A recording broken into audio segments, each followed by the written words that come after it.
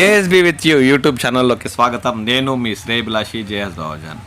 నెల్లూరు జిల్లా ఉలవపాడు పరిసర ప్రాంతాల్లో ఉన్న మామిడి మండీలో మామిడి ధరల గురించి ఇప్పుడు మనం తెలుసుకుందాం.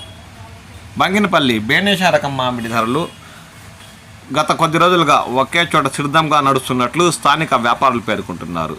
బేనేషా రకం బంగినపల్లి మామిడి టన్ను నాణ్యత మరియు కాయ పక్వానికి, రంగు, బరువును బట్టి ఇతర రాష్ట్రాల వ్యాపారస్తులు 22,000 నుండి ప్రారంభించి అత్యధిక ధర 32,000 వరకు కొనుగోలు చేస్తున్నట్లు స్థానిక వ్యాపారస్తులు పేర్కొన్నారు.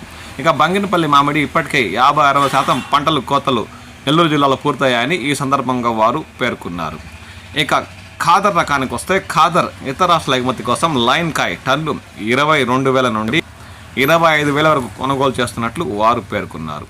ఇక మల్లికా రకం టన్ను 23,000 నుండి ప్రారంభించి 28,000-30,000 వరకు కొనసాగుతున్నట్లు వారు ఈ సందర్భంగా అన్నారు. ఇక ఇతరత రకాల అంతగా ఉలవపాడు మామిడి మార్కెట్ యార్డుకు రావట్లేదని ఈ సందర్భంగా వారు పేర్కొన్నారు.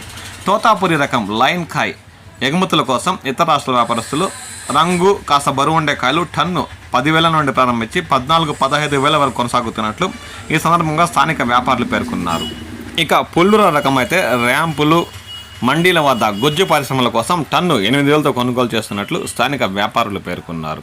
పుల్లూర ఇతర రాష్ట్రాల ఎగుమతి కోసం లైన్ కాయ అయితే టన్ను 10,000 నుంచి 13,000-14,000 వరకు కొనసాగుతున్నట్లు ఈ సందర్భంగా వారు పేర్కొన్నారు. ఇక ఉలవపాడు, గుండ్లూరు మండలాల్లోని తోతాపురి ఎక్కువగా పండిస్తున్న మామిడి తోటల రైతుల పరిస్థితి దయనీయంగా మారింది.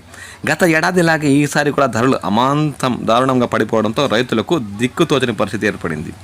ఉలవపాడులోని మామిడి వ్యాపారస్తులు టన్నుకు గొజ్జు పరిశ్రమల కోసం 4,500 మించి కొనకపోవడంతో పెట్టుబడి ఖర్చులుగా రావని వారు దిగులు పడుతున్నారు.